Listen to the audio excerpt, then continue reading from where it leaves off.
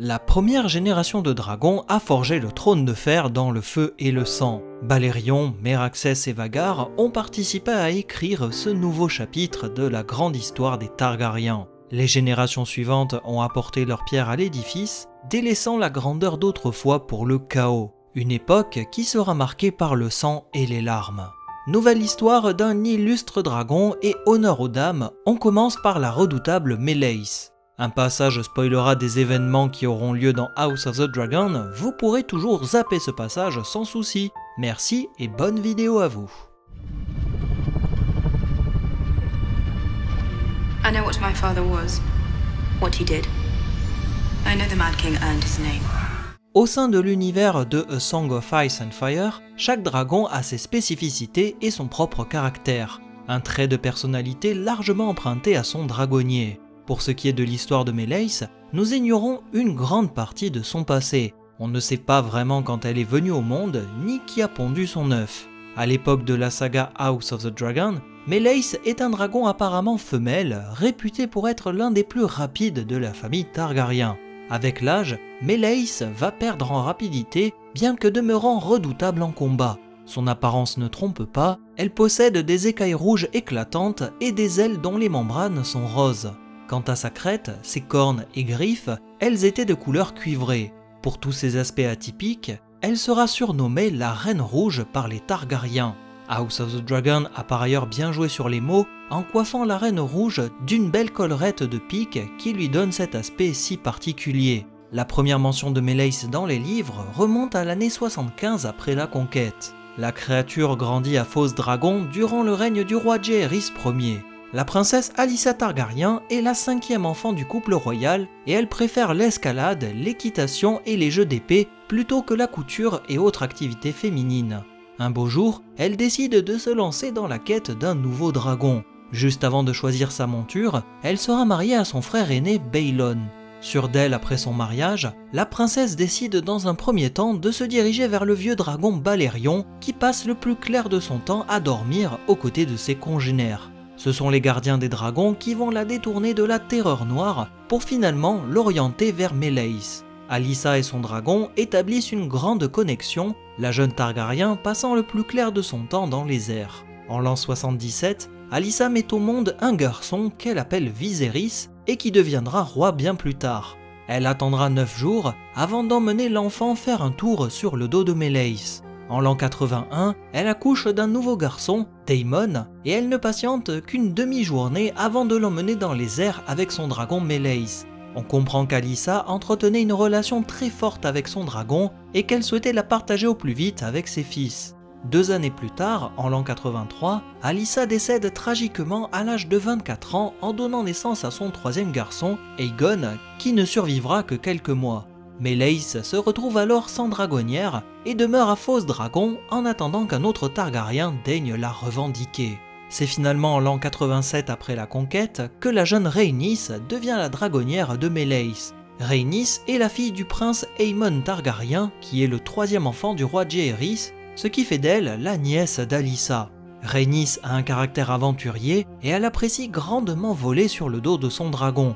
Alors qu'elle est âgée de 16 ans, elle accompagne son grand-père, le roi Jaehaerys, jusqu'à Haut-Jardin et les îles Boucliers lors de sa dernière grande pérégrination royale en l'an 89. C'est durant ce voyage qu'elle informe son grand-père de son souhait d'épouser Corlys Velaryon. L'année suivante, en l'an 90, Rhaenys insiste pour venir sur le dos de son dragon lors de son mariage avec Corlys. Juste avant que son père ne s'engage dans un conflit qui lui coûtera la vie, Rhaenys apprend qu'elle est enceinte et elle décide de ne pas participer au combat.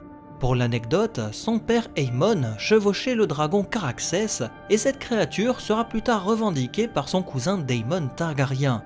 Les 2 dragons Meleys et Caraxès ont ainsi servi 2 branches de la famille Targaryen, puis inversement pour leurs enfants. Tout est donc une histoire de famille au sein de la maison royale. Dans la série House of the Dragon, Meleys apparaît à plusieurs reprises lors de séquences inédites comme l'arrivée des Velaryons à la capitale avant le mariage entre Laenor et Rhaenyra ou encore l'échappée de Rhaenys de Fos Dragon après le couronnement d'Aegon II. Un événement qui n'a pas eu lieu dans les livres mais qui permet quand même d'admirer la férocité de Meleys de plus près.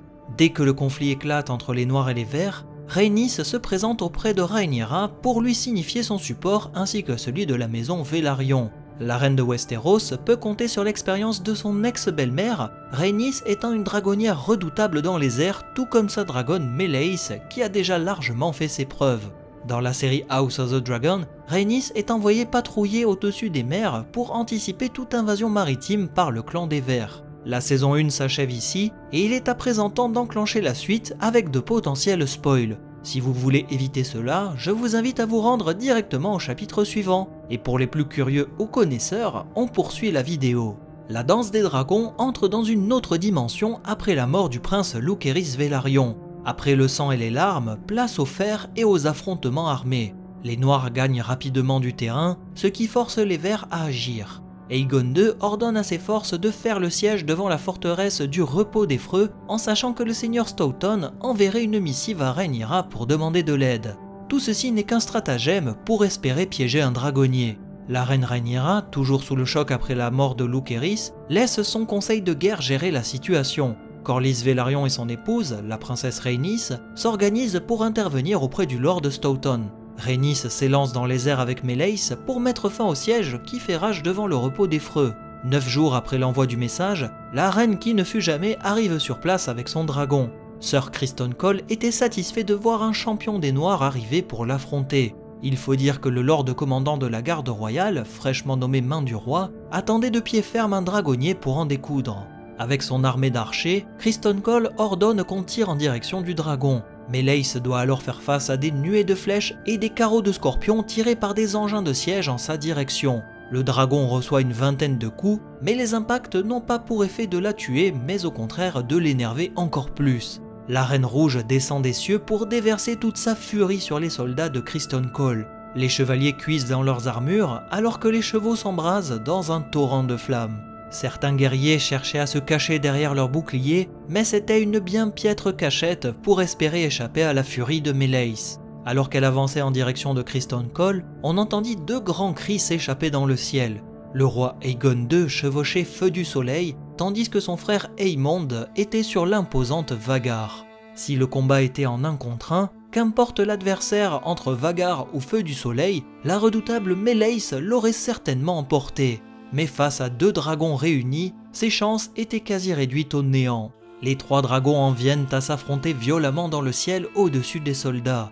Les boules de feu s'entrechoquaient dans une danse macabre. Les mâchoires de Meleys se refermaient sur le coup de Feu du Soleil jusqu'à ce que Vhagar plonge sur la Reine Rouge. Les 3 créatures s'écrasent au sol dans un immense fracas au milieu des troupes. Il fallut cependant des heures pour que le feu s'éteigne et qu'on puisse voir enfin quelque chose. La vieille Vhagar était vivante, quasi indemne après le combat, tout comme le prince Aemond.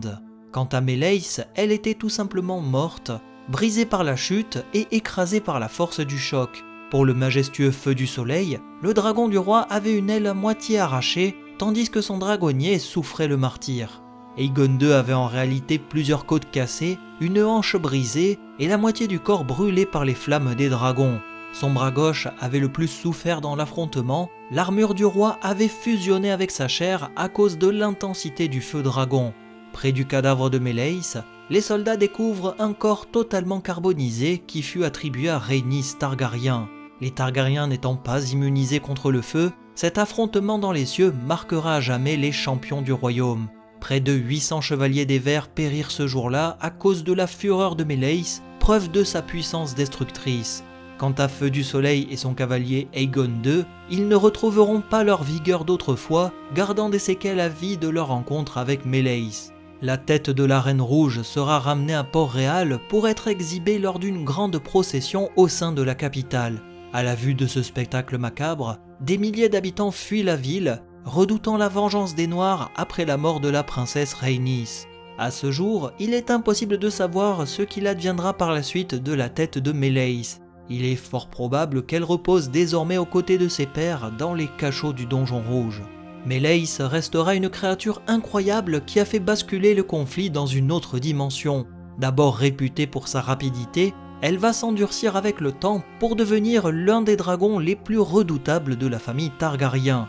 Elle n'était pas aussi puissante que Vhagar ou Vermithor, mais elle pouvait rivaliser avec ses congénères grâce à son souffle dragon dévastateur.